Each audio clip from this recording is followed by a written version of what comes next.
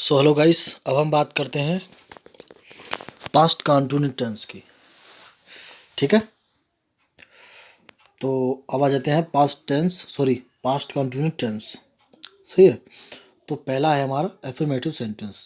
Past continuous tense का affirmative sentence, जिसे हम स्वीकारात्मक वाक्य बोलते हैं या सिंपल सेंटेंस बोलते हैं।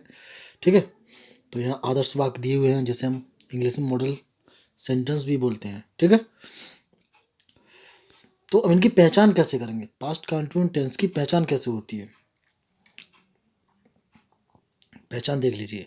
इस काल के वाक्यों के अंत में रहा था, रही थी, रहे थे आदि शब्द आते हैं। इन वाक्यों में कार्य का जारी होना बताया जा रहा है। मतलब इन वाक्यों में कार्य का जारी होना बताया जाता रहता है। जैसे हम गीत गा रहा था साहब, पता नहीं, तो ये पास्ट में चला गया और ये जारी है। ठीक है, रहा रही वालों में ऐसा ही होता है और इसी तरीके से काम इसमें होता रहता है। ठीक है, सिंपल तरीका से समझा जाए तो इसमें रहा था, रही थे, रहे थे। ठीक है, ये शब्द आते रहते हैं और इन वाक्यों में कार्य जारी होना बताया जाता रहता है। ठीक है, अब नियम, इसका बनाने का नियम क्या है। ठीक है, नियम की बात कर लेते हैं। नियम, इस टेंस के वाक्यों की अंग्रेजी बनाने के लिए एकवचन कर्ता के साथ बाज तथा बहुवचन कर्ता के साथ वेयर का प्रयोग करते हैं और वर्ब की फर्स्ट फॉर्म में आईएनजी लगा देते हैं। ठीक है, इन टेंसों के वाक्य में जैसे सिंगुलर सब्जेक्ट होता है वहाँ पर वाज का प्रयोग करेंगे और बहुवचन सब्जेक्ट के साथ वेयर का प्रयोग करेंगे। ठीक है, क्लियर हो गया। अब देखिए, यहाँ थे आई और आई के साथ वाज का प्रयोग करते हैं। इसमें आई के साथ एम का प्रयोग नहीं करेंगे। पास्ट कंटिन्यूस टेंस में इतना आपको याद रखना है कि यही आपको पूछ लिया जाता है कि मैं गत वर्ष आगरा में पढ़ रहा था, तो यहाँ पे एम का प्रयोग नहीं होगा, ये याद रखना। जो पूछने वाले होते हैं वो यही सेंटेंस पूछते हैं ज़्यादातर। ठीक है, तो यहाँ में आई के साथ एम का प्रयोग नहीं करना है। ठीक है, इसे नोट कर लीजिए चाहे, और सिर्फ आई के साथ वाज का ही प्रयोग होगा। ठीक है, अब इसका स्ट्रक्चर और समझ लीजिए आप। सिंगुलर सब्जेक्ट हो गया बाज, और वर्ब की फर्स्ट फॉर्म में आईएनजी लगा के ऑब्जेक्ट लिख देते हैं। और फिर सेकंड में देख लीजिए, प्लूरल सब्जेक्ट के साथ बेयर का प्रयोग होता है और वर्ब की फर्स्ट फॉर्म में आईएनजी जोड़कर ऑब्जेक्ट लिख देते हैं। ठीक है, क्लियर हो गया। अब जैसे मैं आपको समझा देता हूँ, जैसे ये है, मैं गत वर्ष आगरा में पढ़ रहा था। ठीक है, ये तो ये आई वाला हो गया, तो I was studying in Agra last year.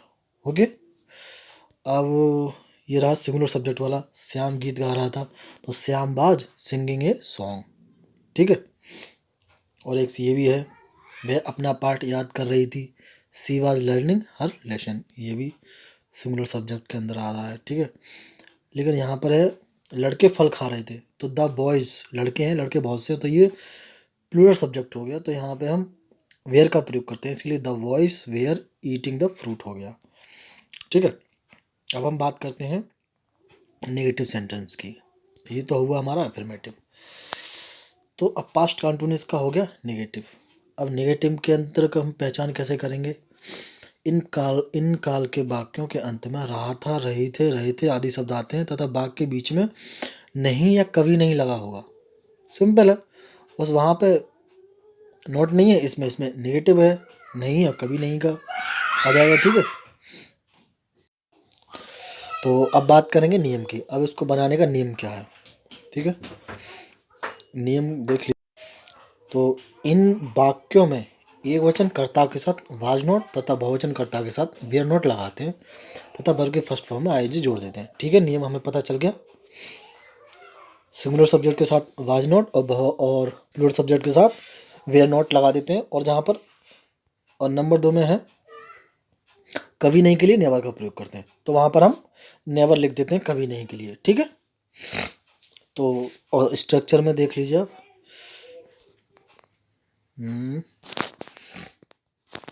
Structure में देखिए, subject was were plus not या नेवर प्लस वर्ब की फर्स्ट फॉर्म प्लस आईएनजी लगा देते हैं और प्लस ऑब्जेक्ट। ठीक है, तो देखिए जैसे लता गीत नहीं गा रही थी, तो ये सिंगुलर सब्जेक्ट के अंदर आ रहा है, तो Lata was not singing a song. ठीक है, सिंपल है। और ये बहुवचन वाला देख लीजिए, प्लूरल सब्जेक्ट वाले, वे कल हंस रहे थे, तो दे वेयर लाफिंग यस्टरडे। ठीक है, उसके बाद पिताजी कहानियाँ पिताजी कहानियाँ नहीं सुना रहे थे, तो यहाँ the father was not telling the story. ठीक है, सही है, सिंगुलर सब्जेक्ट का हो गया। मैं पत्र नहीं लिख रहा था, तो I was not writing a letter. ठीक है, अगर वहाँ पे नेवर आता है, कभी नहीं लिख रहा था, मैं पत्र कभी नहीं लिख रहा था, ठीक है, तो वहाँ पर हम आई वाज नेवर का यूज़ करेंगे। ठीक है, I was never writing a letter. ठीक है ना, कभी नहीं के लिए नेवर का प्रयोग करते हैं, इतना हमें याद रखना है। ठीक है, तो अब बात करते हैं हम, ये तो हुआ हमारा नेगेटिव सेंटेंस, इसके कंप्लीट है। ठीक है ना, अब हम बात करते हैं इंट्रोगेटिव सेंटेंस। ठीक है, अब इंट्रोगेटिव सेंटेंस को देख लीजिए, इसमें क्या होता है, वाक्य से पहले देखो क्या लगा होता है। ठीक है, क्वेश्चन वर्ड इसमें वाक्य से पहले लगे होंगे, ये हो गया इंट्रोगेटिव। और हाँ, वो वाक्य के बीच में भी होते हैं इंट्रोगेटिव सेंटेंस, वो भी होता है, उसे सेकंड टाइम इंट्रोगेटिव बोलते हैं। ठीक है, तो इनकी पहचान करनी है। पहचान आप देख लीजिए एक बार, पहचान यहाँ पे दी हुई है। इन काल के वाक्यों में के अंत में रहा था, रही थे आदि शब्द आते हैं, तथा कर्ता से पहले क्या शब्द लगा होता है। ठीक है, और नंबर 2 में, और प्रश्न सूचक क्या, कहाँ, कब, कैसे आदि शब्द वाक्य के बीच में भी लगे होते हैं। ये तो इनकी पहचान। ठीक है, अब इनको बनाने का नियम जान लीजिए। एकवचन कर्ता से पहले वाज तथा बहुवचन कर्ता से पहले वेयर लगाते हैं। जैसे सिंगुलर सब्जेक्ट के साथ हम वाज का प्रयोग करेंगे, और बहुवचन कर्ता के साथ जैसे प्लूरल सब्जेक्ट के साथ वेयर का प्रयोग करते हैं, और वर्ब की फर्स्ट फॉर्म में आईएनजी जोड़ देते हैं। जैसे 1, 2, 7 वाले सेंटेंस हैं, इनको देख के आप समझ लीजिए। जैसे क्या सीता पत्र लिख रही है, सॉरी क्या सीता पत्र लिख रही थी, तो इसमें दो क्या पहले, तो यहाँ पर वाज पहले लग जाएगा, सीता रीडिंग ए लेटर। ठीक है, ये वाज लगा है। अगर यहाँ पे, अब यहाँ पे होते क्या लड़के फल खा रहे थे, ठीक है, तो यहाँ पे देखो क्या द बॉयज़ हैं, तो लड़के बहुत सारे हैं, तो प्लूरल सब्जेक्ट में आ गया, तो प्लूरल सब्जेक्ट के हिसाब से यहाँ पे वेयर आएगा पहले। ठीक है, तो were the boys eating the fruit. Clear है।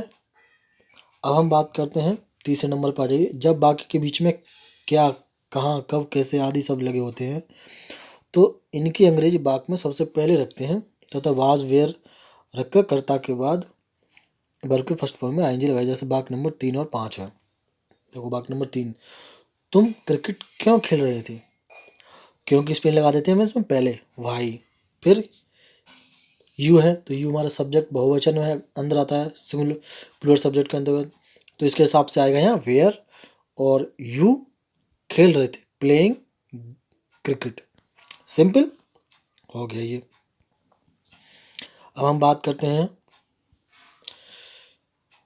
हु स्वयं करता, हु स्वयं करता सब्जेक्ट है, इसके इसको वाक्यों में पहले रखकर वाज वेयर के बाद वर्ब के फर्स्ट फॉर्म में आईएनजी जोड़ देते हैं। जैसे वाक्य नंबर 4 है, जैसे कल यहाँ कौन आ रहा था, तो हु जो है, हु कहीं पर भी आ जाता है तो हु ऑलरेडी सब्जेक्ट बन जाता है। इसका मतलब, इसका कहने का मतलब यही है, हु जो कह रहे हैं ना, हु स्वयं सब्जेक्ट है, हु स्वयं सब्जेक्ट है दोस्तों। हु आपको कहीं पर भी आएगा तो उसके साथ में आपको सब्जेक्ट देखने को नहीं मिलेगा, जहाँ पर हु का प्रयोग होगा वहाँ पे सब्जेक्ट होगा ही नहीं। ठीक है, जैसे यहाँ पे है कि कल यहाँ कौन आ रहा था, तो हु वाज, हु, और हेल्पिंग वर्ब हुई हमारी वाज। ठीक है, क्योंकि एक व्यक्ति है, कौन आ रहा था, हु वाज कमिंग, यहाँ का होगा हेयर, और कल का हो गया यस्टरडे। सिंपल है, ये बात आपको समझ में आ गई होगी। लेकिन एक बात आपको याद रखना है, जहाँ पे आपको हु, यही इम्पोर्टेंट चीज़ है, हु आपको कहीं मिल जाता है और इसमें आई के साथ हमेशा वाज का प्रयोग करेंगे, एम का प्रयोग नहीं करते हैं, बस इतना याद रखना है हमें। जहाँ पर हु आएगा उसके साथ सब्जेक्ट नहीं दिया होगा, ये खास पहचान है इसकी। ठीक है, अब देख लीजिए नंबर 4, इन वाक्यों में नेगेटिव सेंटेंस में उपयुक्त नियमों को ध्यान में रखकर कर्ता के बाद नॉट या नेवर जैसे रख दें, जैसे 6 और 7। अब जैसे इन वाक्यों में नेगेटिव भी आया था, जैसे ये वाक्य नंबर 6 और 7 है, जैसे वह यहाँ क्यों नहीं आ रहा था। ठीक है, वह यहाँ क्यों नहीं आ रहा था। ठीक है, तो देखिए यहाँ पे क्यों क्या हो गया भाई, और वह आ गया यहाँ, तो वह का हो गया ही। ठीक है, सॉरी, वाई हो गया क्यों का, फिर was he not coming here. ठीक है, सिंपल, कोई दिक्कत तो नहीं इसमें। ठीक है, ये हुआ। उसके बाद है क्या मैं उसे नहीं बुला रहा था, ये आ जाता है। तो यहाँ पे देखिए was I not calling him. ठीक है, कंप्लीट हो गया। अगर इसमें आपको अगर कोई भी डाउट बचा हो तो भाई पूछ सकते हो, और मुझे नहीं लगता मुझसे इतना अच्छा कोई इन सेंटेंसों को समझा सकता है, क्योंकि ये जो बुक मैंने निकाली है, ये बुक आपको भाई कहीं पर भी नहीं मिलेगी। ये बुक बहुत पहले आती थी, इतनी डीपली लोगों को पता चल जाता था, इतनी डीपली तरीके से कोई नहीं पढ़ाएगा। और इतना अच्छा ये कॉन्सेप्ट है भाई, इसमें बड़ा आनंद आता है इन चीज़ों में। तो आज के लिए इतना ही कंप्लीट हुआ, और कल फिर मैं आपको एक वीडियो लेके आऊँगा इसी से रिलेटिव। आज ये चला है पास्ट कंटिन्यूस, और फिर मैं कल आपको फ्यूचर कंटिन्यूस की एक वीडियो और दूंगा। ठीक है, इसी तरीके से सारे टेंस के बाद फिर मैं आपको यहाँ स्पीकिंग कोर्स भी अवेलेबल कराऊंगा इस पर। ठीक है ना, तो ओके, थैंक्स फॉर वॉचिंग।